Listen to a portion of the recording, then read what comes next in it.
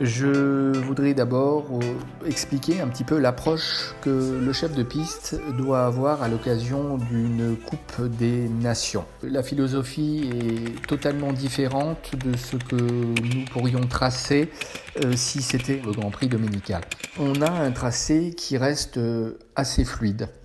Les efforts ne sont pas inconsidérés et il ne faut pas donc éprouver les chevaux à l'occasion de ces deux parcours.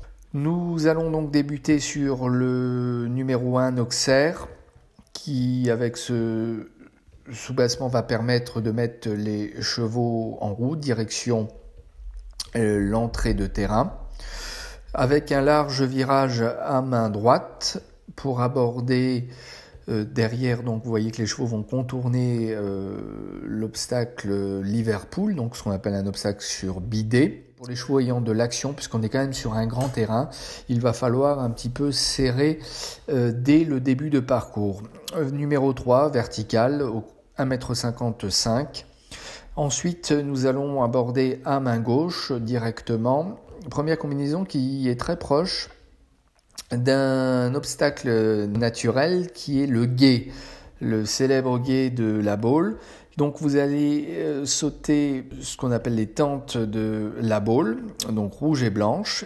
Le 4B est un vertical sur Liverpool, donc un vertical sur l'eau. Même si c'est un double avec de l'eau en sortie, ce n'est pas véritablement problématique puisque vous avez des chandeliers qui sont très massifs avec des couleurs qui donnent un certain contraste et qui permettent aux chevaux de se reculer naturellement. Ensuite, là il y a une difficulté. On va avoir un changement de main pour aller aborder une ligne d'Auxerre. Donc nous sommes à main droite. Cet obstacle numéro 5 a fait quelques fautes. Il est très léger. Il y a une légère montée, très légère montée. Mais comme c'est une ligne d'Auxerre, c'est quand même une ligne assez délicate qu'il va falloir monter parce qu'on est carrément sorti de virage. Ça a pu provoquer des fautes, notamment sur le plan arrière et des fautes de couverture. Arrive en sortie de virage assez rapidement. Sur la grande diagonale menant donc à la sortie de piste, un vertical, 1,60 m, pour aller sur obstacle obligatoire lors d'une Coupe des Nations, c'est la rivière. Rivière bien sûr ouverte, c'est-à-dire non barrée.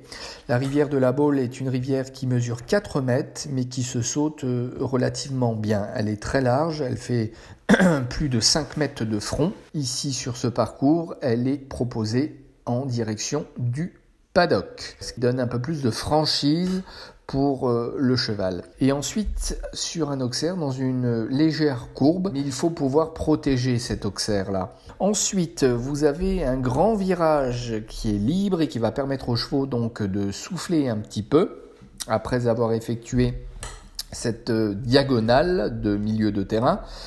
Vous allez aborder le troisième obstacle sur eau. La particularité ici sur ce parcours, c'est que les chevaux ont sauté 3 fois de l'eau et c'est le deuxième bidet, deuxième Liverpool naturel du parcours qui est relativement massif, qui n'a pas posé de problème majeur, même si les barres sont unies. Après ce virage qui permet aussi aux chevaux et aux cavaliers de remettre les chevaux sur les hanches. Et ensuite, nous allons aborder dos à la porte la dernière ligne et la deuxième combinaison, et non des moindres d'ailleurs, puisque c'est le triple aux couleurs des pétales de la Baule, un triple très délicat, donc jaune-bleu, et dont les barres sont rayées à l'horizontale. Il rend un visuel assez délicat et qui peut être trompeur, notamment pour les chevaux dans l'approche et notamment le fait d'évaluer la hauteur de l'obstacle et permet surtout aux cavaliers d'emmener les chevaux dans la meilleure distance, la meilleure trace de départ possible. Et ensuite, l'ultime obstacle dans une courbe pour l'obstacle de sponsor, qui est très massif et qui ne pose pas de difficultés techniques particulières. Donc le parcours était constitué d'une distance de 510 mètres. Nous sommes à 400 mètres minutes pour 77 secondes de temps accordé. Pour conclure, je voulais également souligner que nous avons de moins en moins l'occasion de fouler des grandes pistes en herbe qui disparaissent au fur et à mesure au profit des carrières en sable. C'est très dommage, tant sur le plan sportif que sur le plan, je dirais, de la scénarisation du spectacle offert au public. Je pense que par-dessus tout, un événement comme la Baule avec ce terrain en herbe devrait et doit perdurer.